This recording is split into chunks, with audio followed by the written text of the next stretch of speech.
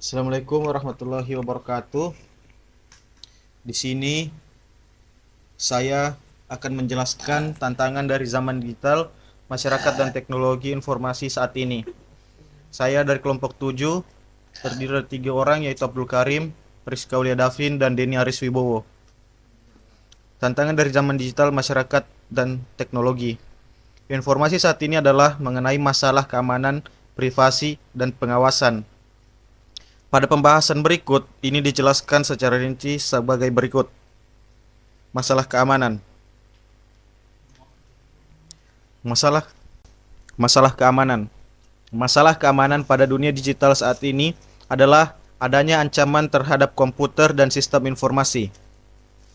Ancaman terhadap komputer dan sistem informasi disebabkan oleh faktor-faktor sebagai berikut. Yang pertama, kesalahan, kecelakaan, dan bahaya alam. Yang kedua, ada kejahatan komputer. Ketiga, ada penjahat komputer. Bagian pertama yaitu kesalahan, kecelakaan, dan bahaya alam. Contoh kesalahan adalah kesalahan manusia, kesalahan prosedural, kesalahan perangkat lunak, kesalahan data tidak valid. Contoh kecelakaan yaitu terjadi masalah pada perangkat elektromagnetik komputer seperti sistem kelistrikan pada papan sirkuit tidak berfungsi. Contoh bahaya alam seperti badai es yang terjadi di Kanada Timur, angin topan terjadi di Katrina, di Gulf Coast, Sandy di pesisir Atlantik. Kedua yaitu kejahatan komputer. Kejahatan komputer terdiri dari 2 jenis yaitu dapat merupakan tindakan ilegal yang dilakukan terhadap komputer atau telekomunikasi seperti pencurian perangkat keras, pencurian perangkat lunak. Yang kedua, dapat menjadi penggunaan komputer atau telekomunikasi untuk melakukan tindakan ilegal seperti pencurian identitas, pencurian kekayaan intelektual, perusahaan atau individu, pencurian informasi, penipuan terkait internet. Yang ketiga yaitu penjahat komputer. Penjahat komputer menghancurkan seluruh sistem atau menyalahgunakan sistem komputer untuk mengambil keuntungan dari mereka. Contoh, siswa Wisconsin dengan sengaja dan berulang kali mematikan sistem komputer universitasnya untuk menghancurkan tugas akhir puluhan mahasiswa. Selanjutnya masalah privasi dijelaskan oleh Rizky Aulia Davin. Selanjutnya masalah privasi.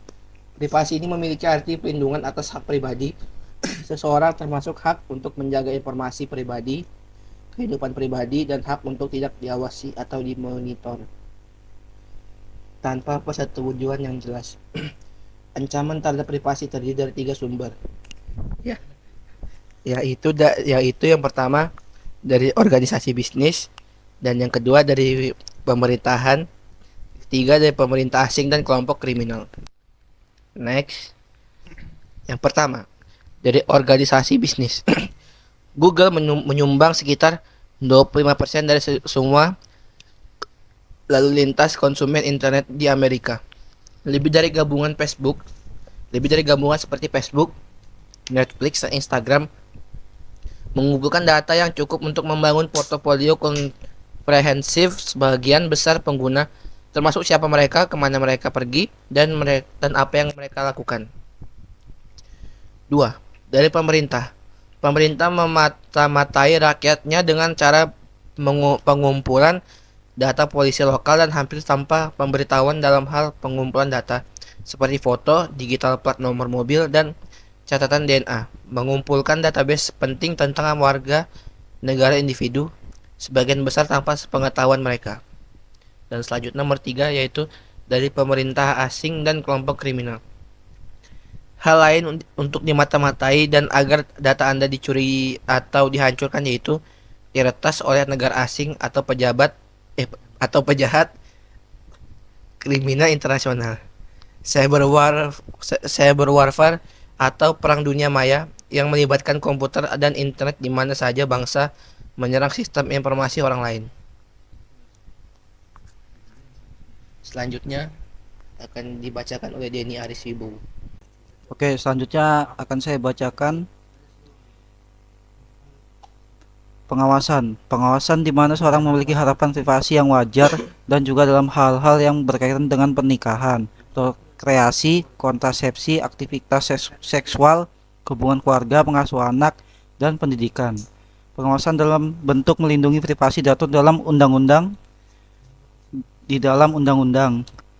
Contoh undang-undang privasi dilindungi di Amerika Serikat adalah sebagai berikut. 1.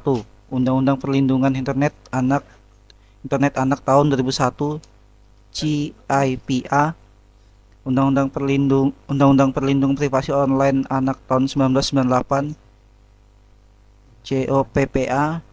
3. Undang-Undang Penipuan dan Penyalahgunaan Komputer di tahun 1986 CFAA. 4. Undang-Undang Perlindungan Privasi Pengemudi tahun 1994. 5. Undang-Undang Privasi Komunikasi Elektronik tahun 1986. 6. Undang-Undang Kebebasan Informasi Elektronik tahun 1996. 7. Hak Pendidikan Keluarga dan Undang-Undang Privasi tahun 1974. 8. Undang-Undang Privasi tahun 1974. 9. Undang-Undang Perlindungan Privasi tahun 1980. 10. Hak atas Undang-Undang Privasi Keuangan 1978. 11. Undang-Undang Perlindungan Privasi Video tahun 1988. Oke, mungkin itu saja dari kami. Sekian dan terima kasih.